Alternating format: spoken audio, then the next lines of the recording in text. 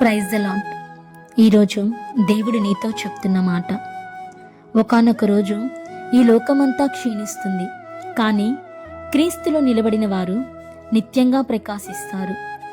ఈ రోజుల్లో యవనస్తులు చాలామంది కూడా లోకంలోని విషయాలకు ఆకర్షితులవుతున్నారు. పేరు ప్రతిష్టలు, అందం, డబ్బు, గర్వం వంటివి. కానీ గుర్తుంచుకోండి, ఇవన్నీ క్షణకాలం మాత్రమే నిలుస్తాయి. ఈ లోకం ఇచ్చేది తాత్కాలిక సంతోషం, కానీ దేవుని వాక్యం ఇస్తుంది శాశ్వత జీవం. బైబిల్ గ్రంథంలో 1 యోహాను 2వ అధ్యాయం 15వ వచనంలో, ఈ లోకమైనను లోకములో ఉన్న వాటినైనను ప్రేమింపకుడి. ఎవడైనను లోకమును ప్రేమించిన ఎడల తండ్రి ప్రేమ వానిలో నుండదు.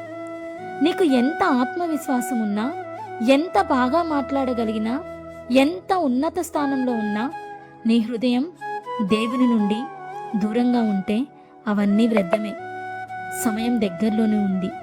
యేసు త్వరలో రాబోతున్నాడు. లోకంలోని వాటి కోసం పరిగెత్తకండి. దేవుని వాక్యంలో నిలబడి ప్రతిరోజు ప్రార్థించండి.